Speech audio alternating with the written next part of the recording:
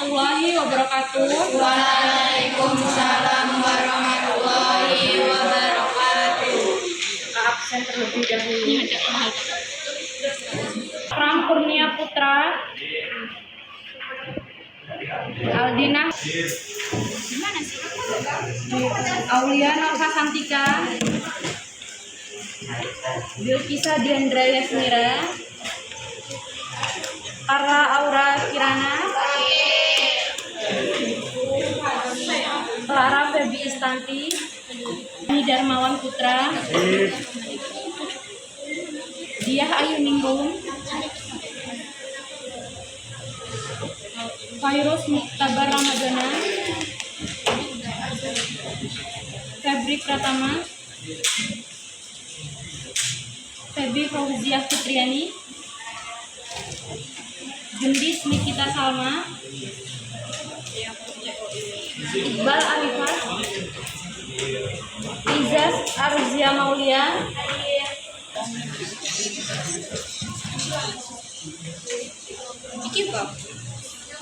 minggu lalu kita sudah di bab 9 yang berjudul Al-Huyatu Al-Khamsah.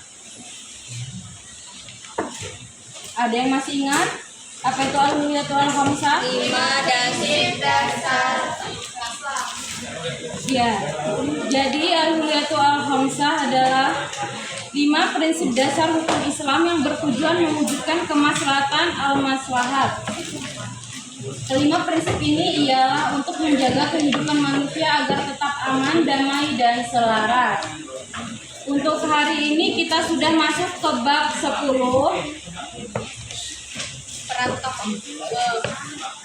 Peran tokoh ulama dalam penyebaran Islam di Indonesia. Metode dakwah Islam oleh Wali Songo di tanah Jawa. Ada yang tahu Wali Songo?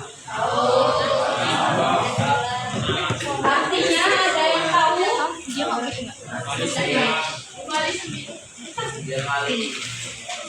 Wali berasal dari bahasa Arab, suatu bentuk singkatan dari kata waliullah, yang artinya adalah orang yang mencintai dan dicintai Allah. Dan buah sikap historis dan lingkaran sejarah, apabila berbicara tentang penyebaran Islam di Indonesia tanpa menyertakan peran Wali Songo di dalamnya. Karena Wali Songo merupakan sekumpulan tokoh penyebar Islam pada perempatan abad ke-15 hingga paruh abad ke-16 yang merupakan tonggak terpenting dalam sejarah penyebaran Islam di Jawa dan Nusantara. Para wali telah merumuskan strategi dakwah atau pendekatan yang sistematis, terutama bagaimana mengenalkan Islam pada masyarakat yang memegang teguh kebudayaan Jawa maupun kebudayaan Nusantara yang sudah sangat tua, kuat, dan sangat mapan. Dalam mengembangkan ajaran Islam di bumi Nusantara, para wali memulai dengan beberapa langkah strategis, yaitu yang pertama secara bertahap, yang kedua dengan tidak menyakiti. Tidak ada ajaran yang diberlakukan secara mendadak. Segala sesuatu melalui proses penyesuaian, bahkan sering bertentangan dengan Islam. Misalnya tradisi minum tua, kepercayaan animisme dan dinamisme.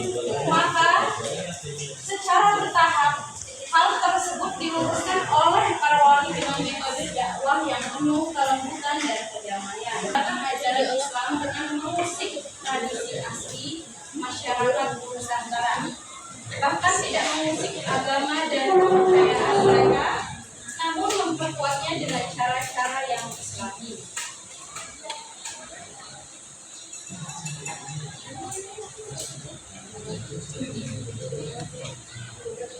Fatimi menuliskan bahwa pada abad ke-10 Masehi telah terjadi migrasi keluarga yang berasal dari bangsa Persia.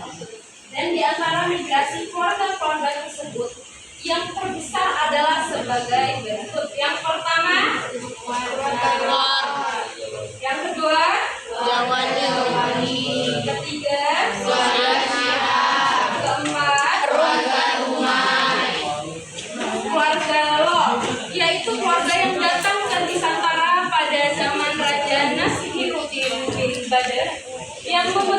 pemerintahan di wilayah Lor, Persia pada tahun 300 Hijriah atau 912 Masehi.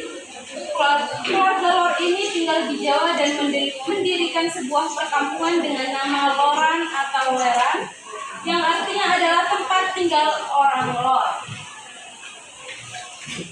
Keluarga Jawani adalah keluarga yang datang pada zaman Jawani Al-Qurdi yang memerintah Iran pada kurun waktu tahun 300 Daulah bin Hasan bin Buwaid Ad-Dailami pada kurun waktu 357 Hijriah atau 969 Masehi.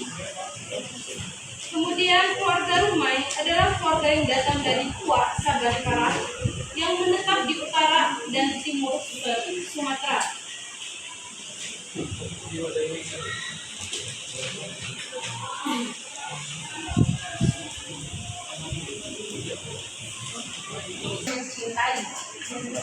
Sembilan wali tersebut dipandang sebagai mubalik Islam yang bertugas mendakwahkan Islam di daerah-daerah yang belum memeluk Islam di Pulau Jawa. Dalam berbagai catatan sejarah di Jawa, tokoh-tokoh wali Songo diasumsikan sebagai tokoh waliullah sekaligus sebagai waliul amri, yaitu orang-orang yang dekat dengan Allah, terpelihara dari kemaksiatan dan juga orang keagamaan.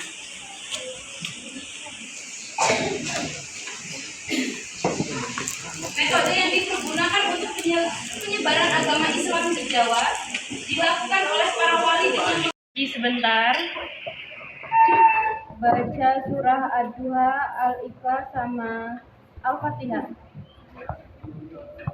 Al-Fatihah terlebih dahulu, lalu Al-Ikhlas, kemudian Ad-Duha. Maliki yaumiddin, iyyaka na'budu wa iyyaka nasta'in, ihdinas siratal mustaqim, siratal ladzina an'amta 'alaihim ghairil maghdubi 'alaihim waladdallin. Amin.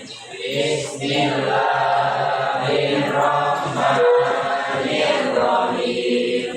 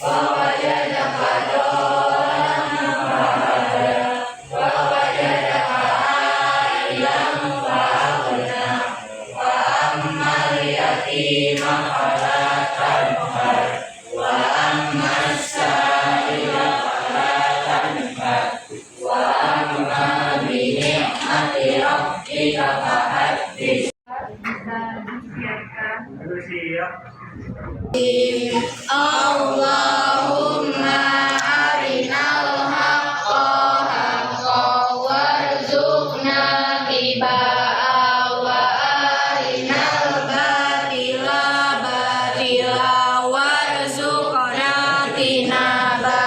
Amin ya rabbal alamin.